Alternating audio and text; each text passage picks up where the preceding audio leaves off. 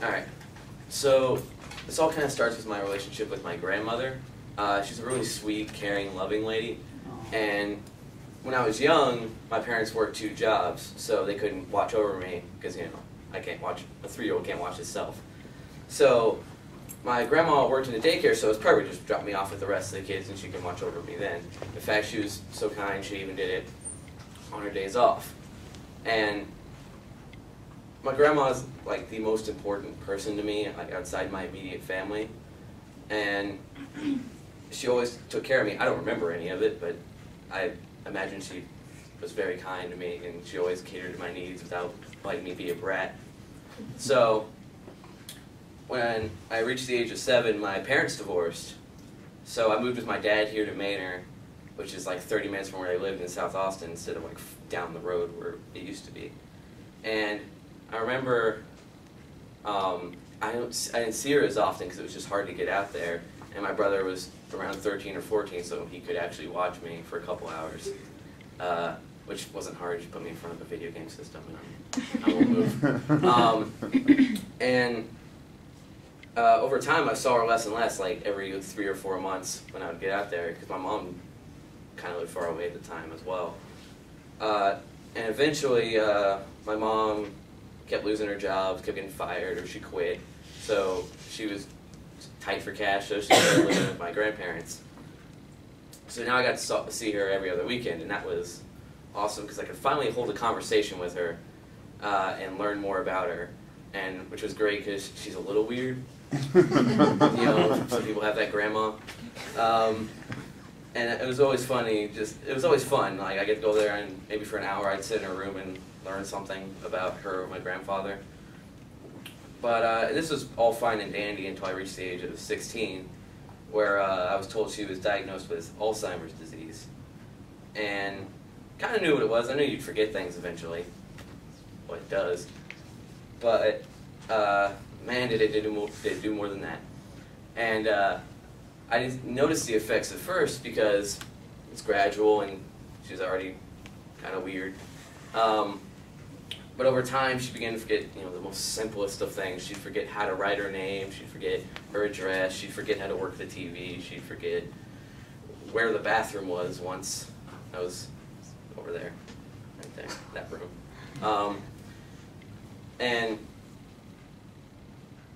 As I began to work, I also saw her less and less because my weekends were taken up by me having to go to work.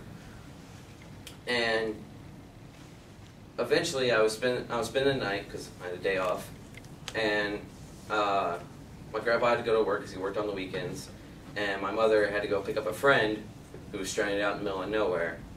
And she was like, "Can you just watch your grandma for 2 hours until your grandpa gets home?" I'm like, "Oh yeah, that's no problem. I'll just keep her company. Shouldn't be any issue whatsoever."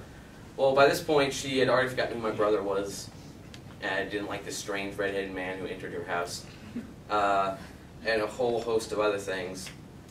And I remember she's in the living room and I'm in the kitchen. I'm like cleaning dishes because I have to be there and I have to do something. And I remember, and I had to do everything for her, which wasn't too bad. She couldn't do it herself. And she has this question she asks.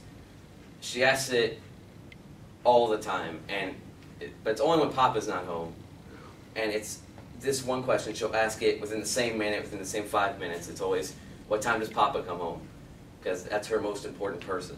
That's the person she cares for the most. It's the person she remembers the most. She relies on. And it was so, she asks it so much, it's ingrained into everyone's brains. It's reflex, just 2 o'clock. She'd answer it immediately. And she asks it, and I'm like, 2 o'clock. You know, you asked that like 2 minutes ago.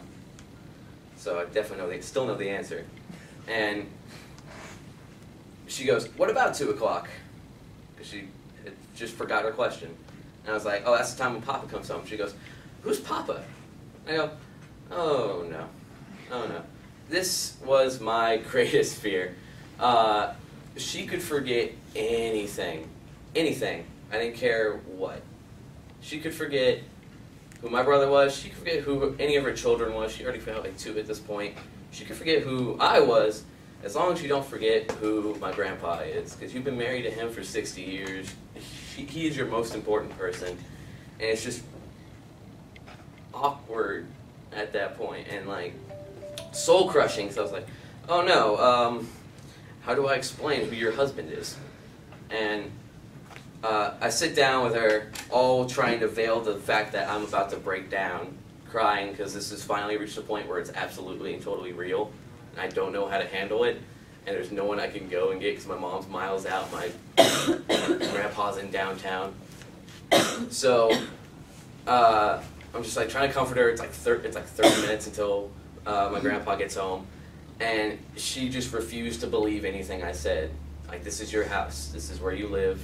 You have a husband. He'll be home in 30 minutes. You'll remember when he gets home.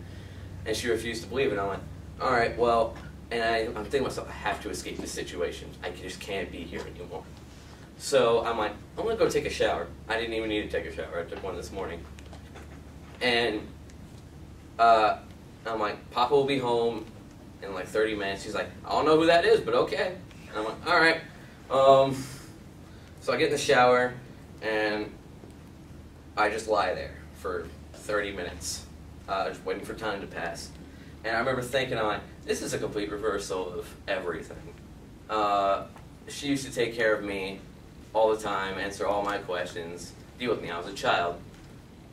It's really, really strange for me, a 17-year-old kid, to be looking after my grandmother, treating her like a child when she's like 73. And that was hard to deal with. And the fact is, when she finally dies, that'll be the worst thing that's ever happened to me because no one's close to me has died yet. And the hardest part of it all is I'm already having to deal with her slowly dying in front of me.